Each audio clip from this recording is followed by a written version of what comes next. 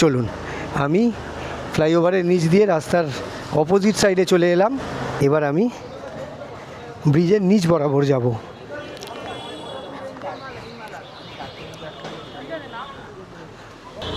আমাদের শহরে ফ্লাইওভার তো প্রচুর আছে, আর আপনারা গাড়ি করে যাওয়ার সময় ফ্লাইওভারের ওপর দিয়ে অনেকবার গেছেন, কিন্তু কখনো জানার চেষ্টা করেছেন যে ফ্লাইওভারের নিচের অবস্থাটা কেমন থাকে? এখন যেটুকু কানে আসছে যে কলকাতার যত বড় বড় ফ্লাইওভার আছে প্রত্যেকটার নিচটা পরিষ্কার করার একটা চেষ্টা চলছে, একটা উদ্যোগ নেওয়া হচ্ছে। তো আমি এখন রয়েছি সুকান্ত সেতুর নিচে। আমি ডান দিকটা আপনাদের দেখানোর চেষ্টা করছি। এটা হলো সুকান্ত সেতু হকার্স মার্কেট।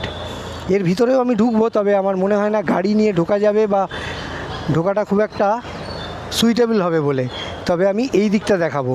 এই দিকেই গিয়ে সুকান্ত সেতু সন্তোষপুরের দিকে গিয়ে শেষ হচ্ছে, তো নিচটা আপনাদের দেখাবার চেষ্টা করব।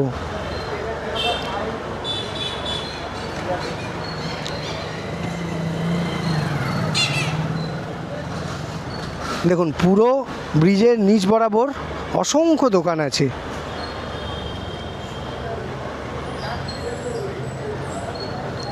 আর ওই দিকে একটা সরু রাস্তা রয়েছে, মানে জাস্ট অপোজিট সাইডে।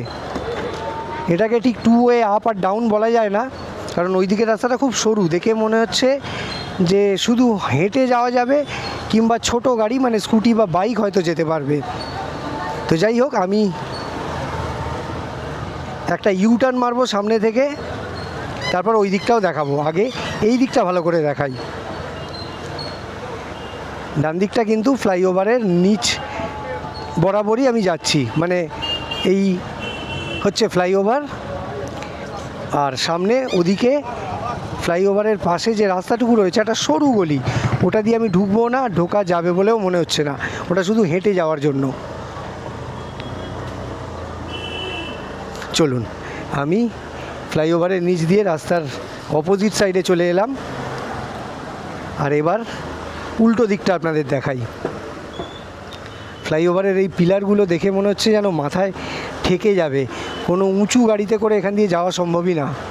তো যাই হোক, নিচটা একেবারে নোংরা হয়ে আছে, মানে যে যার জিনিসপত্র আরামসে রেখে দিয়েছে।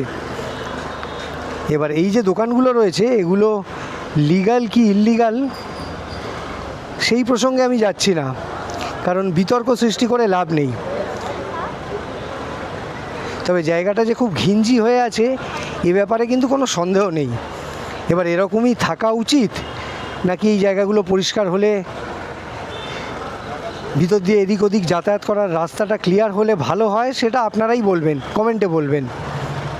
আমি চেষ্টা করব যে কলকাতার এরকম যত ফ্লাইওভার আছে, আজকে সুকান্ত সেতু দেখাচ্ছি, এরপরে কলকাতায় অনেক ফ্লাইওভার আছে, আমি চেষ্টা করব একটা একটা করে ফ্লাইওভারের নিচগুলো আপনাদের সাথে শেয়ার করতে, যাতে আপনারা একটা ধারণা করতে পারেন যে যে ফ্লাইওভারগুলোর ওপর দিয়ে আপনারা যাতায়াত করেন সেগুলোর নিচটা আসলে কেমন।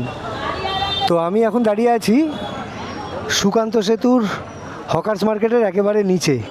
আমি জাস্ট এই দিক থেকে ঘুরে এলাম, এই দিক দিয়ে গেছিলাম আর ওই দিক দিয়ে ব্যাক করেছি। তো এবার চলুন হকার্স মার্কেটের ভিতরটা একবার দেখা যাক। এই হলো ফ্লাইওভার, আর ফ্লাইওভারের নিচে এরকমভাবেই দোকান আছে, আর নিচে গাড়ি পার্কিংও আছে। আর এই হলো মার্কেট, এদিকে পুরোটাই দোকান। ওই দিকটা জাস্ট একটু আপনাদের দেখিয়ে দিই। এবার আমি ব্রিজের নিচ বরাবর যাব।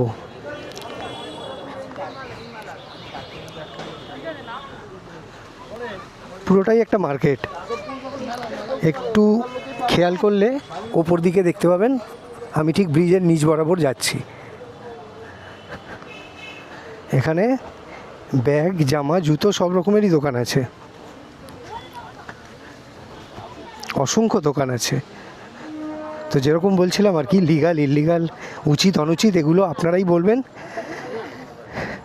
আমি চেষ্টা করছি যতটা ভালো করে আপনাদের দেখানো যায়।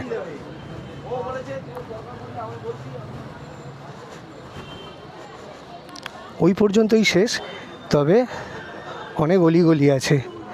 আমি এদিকটা বাইরের দিকে চলে এলাম। এখান দিয়ে যদি যাই তাহলে আরও কিছু দোকান আপনাদের দেখাতে পারবো।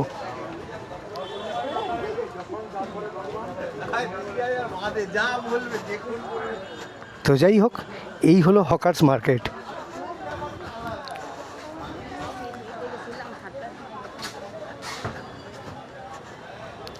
এটা সুকান্ত সেতুর ঠিক নিচে। তো আমার ভিডিও, আমার ভ্লগ এবার শেষ করার সময় হয়ে গেছে।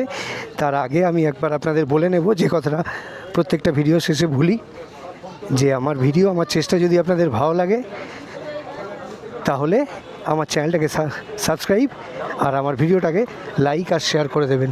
আবার এরকমই কোনো ভিডিওতে দেখা হবে, কথা হবে। ভালো থাকবেন, টাটা।